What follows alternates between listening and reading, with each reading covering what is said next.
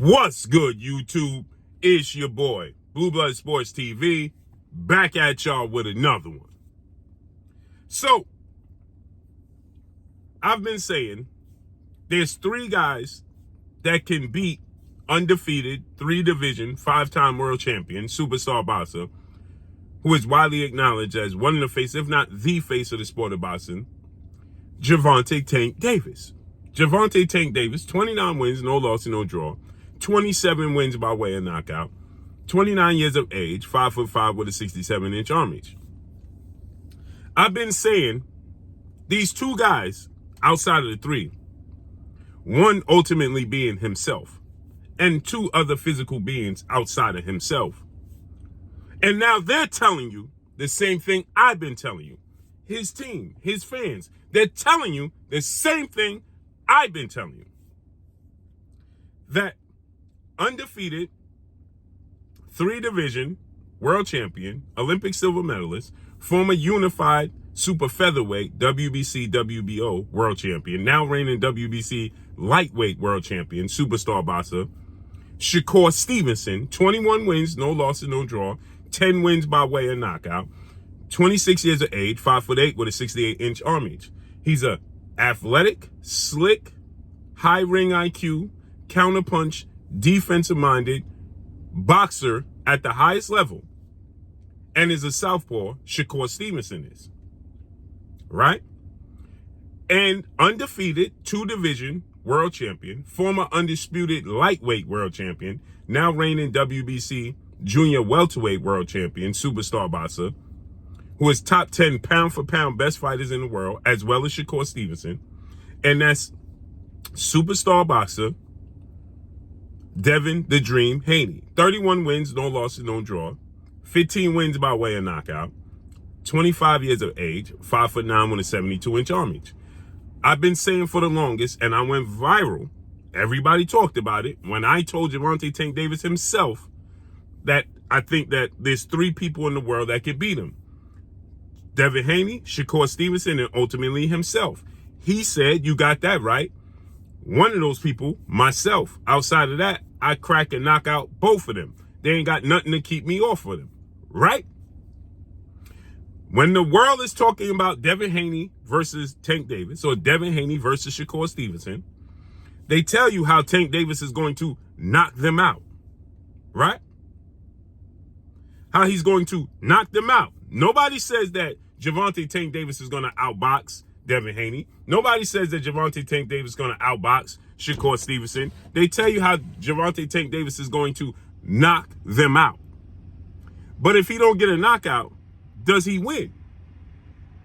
Because see, like his trainer, Coach Calvin Ford, he's concerned that if these fights go to the scorecards, Tank Davis might not get the nod. Now, to Coach Calvin's defense, longtime trainer, mentor, big brother, father, uncle figure of Gervonta Tank Davis. To his defense, when Gervonta Tank Davis fought Ryan Garcia, April 22nd, Las Vegas, Nevada, T-Mobile Arena, and he dropped him in the second round, somehow, some way, Gervonta Tank Davis didn't receive credit for a knockdown. That is the most bizarre, absurd thing I have ever seen.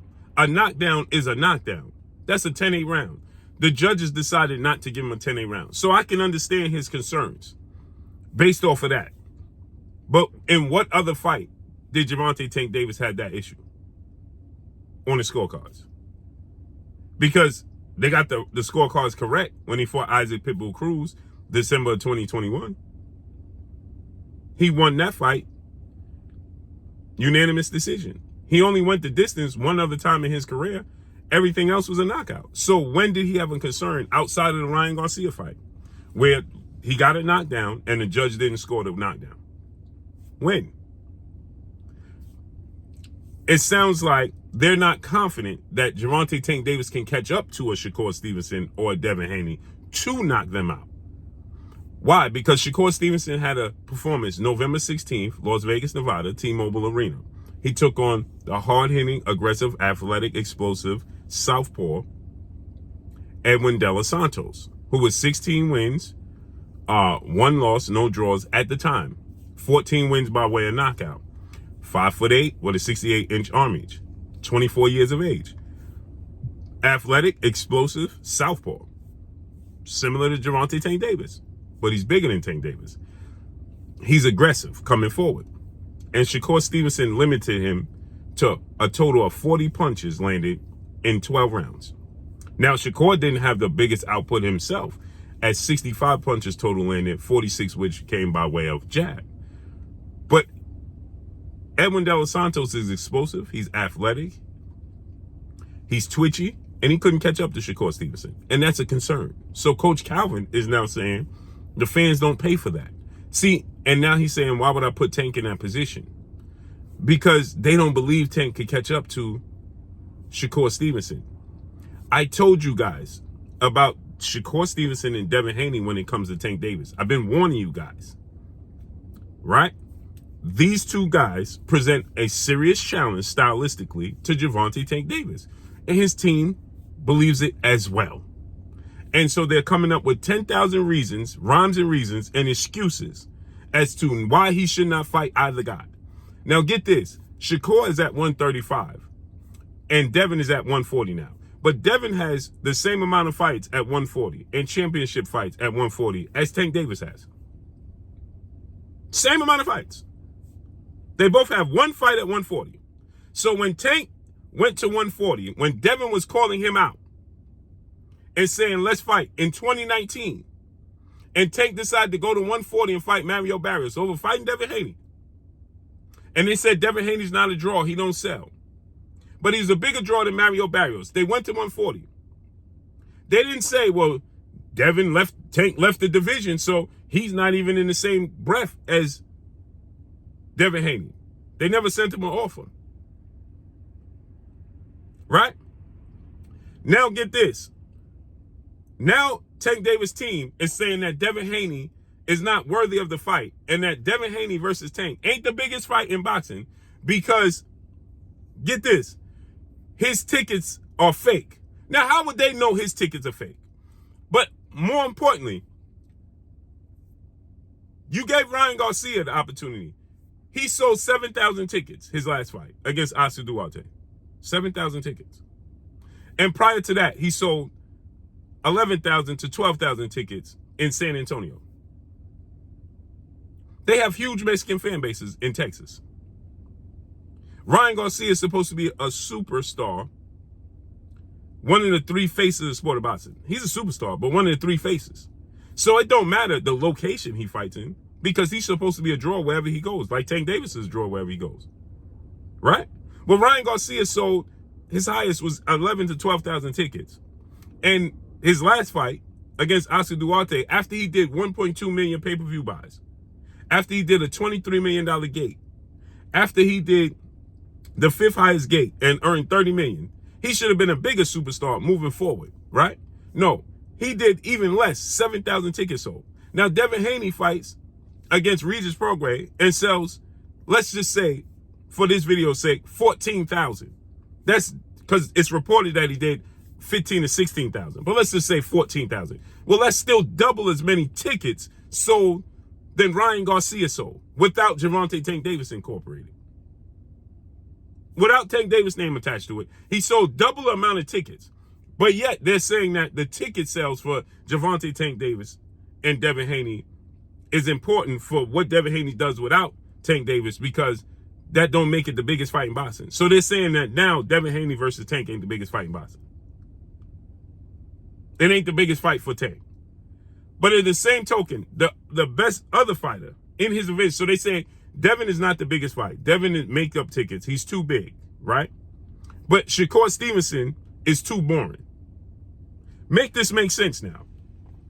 And why would we put Shakur in the ring with Devin Tank in the ring with Shakur when we can't do what we do? So you want to have an advantage every which way. Listen. Can't do what we do because right now, if Tank don't get a knockout, it's gonna. You get what I'm saying? Mm-hmm. Can't do what we. It's like would I put Tank in a situation like that when we can't do what we do? Because right now, if Tank don't get a knockout, it's gonna. You get what I'm saying? Mm-hmm. If you know, because everybody think Tank got to knock everybody out to win a fight. You know what I'm saying? Mm-hmm. Everybody don't think that. You tell everybody that. These narratives have to be debunked, right? You tell everybody he's going to get knocked out. His team, Coach Calvin, Coach Kenny, his team, they don't say Tank Davis going into this fight and going to outbox him. He going to win by any means. They say Tank going to knock everybody out. You created the narrative. You're the one that said he's going to knock everybody out. You and him as well. He said, I'm a crack. He told me personally he going to crack Shakur Stevenson and knock him out. And Devin Haney. They ain't got enough to keep him off him. Go check out the interview. So why is everybody thinking Tank got to knock everybody out? Because you said that's what he does. And ultimately, that's what he does. In 29 fights, he has 27 knockouts. He only went the distance with Isaac Pitbull Cruz, right? Outside of Isaac Pitbull Cruz, Gervonta Tank Davis gets a knockout and knocks everybody out, whether he's behind on the cards or not. So it's not that everybody expects it. You told the people that's what he does. The last time he went the distance was October 2014 against German Mirage.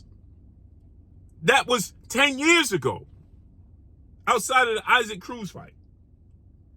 So 10 years ago, he went the distance with German and Mirage, and then he went the distance in 2021. So from 2014 to 2021, Gervonta Tank Davis, for 7 years, he didn't go the distance.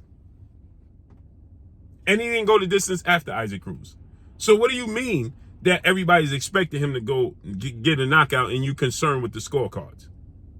When that's what you tell everybody. As soon as it's brought up, you say, he's going to knock out Devin Haney. He's going to knock out Shakur Stevenson. You created that narrative.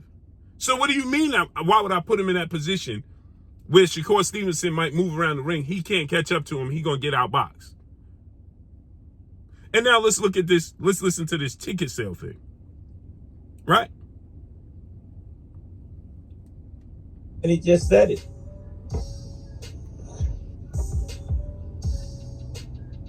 And shouts out to Dante. We went down that thing. Try to tell him what's the biggest fight, Kenny? Why is not the biggest fight? You can't have the tickets set at one price and then drop them below half price the closer you get to the fight.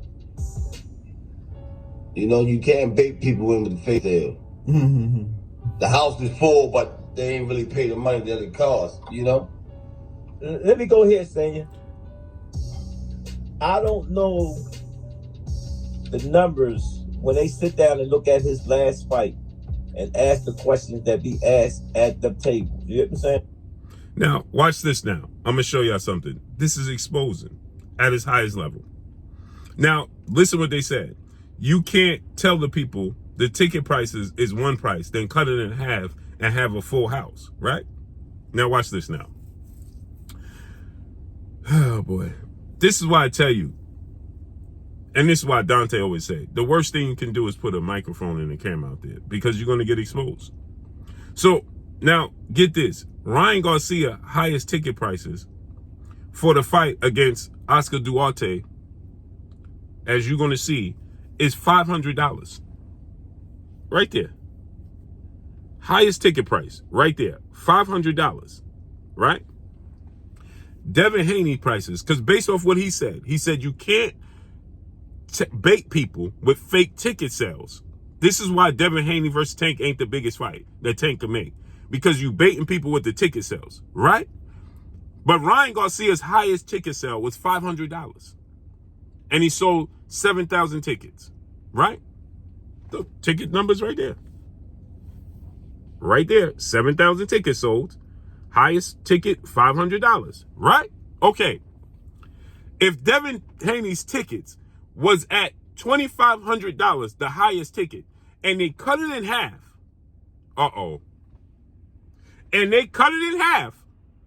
That means the tickets, his tickets was at $1,250. And it still was a pack house. $1,250.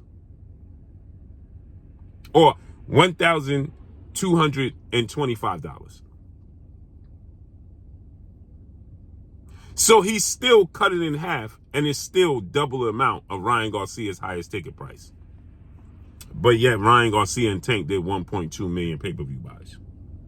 Now make that make sense. So his second highest ticket was at like $1,000 or something like that, $1,200. So if you cut that in half, that's $600. That's still more. And you said you cut the ticket prices in half, and then it's a packed house. So even if you cut the ticket price in half, it's still more than Ryan Garcia's without cutting them. And it still was a packed house. Meaning that you said that his ticket price is at $2,500, you cut that in half, that's $1,225, right? That's still double with Ryan Garcia higher ticket price of $500. And if his second highest ticket price was, let's say, $1,000, and you cut that in half, that's at $500. Well, guess what? That still equals Ryan Garcia's highest ticket price, which means he still sold better and more than Ryan Garcia did. And Ryan Garcia gate to proof is 1 million.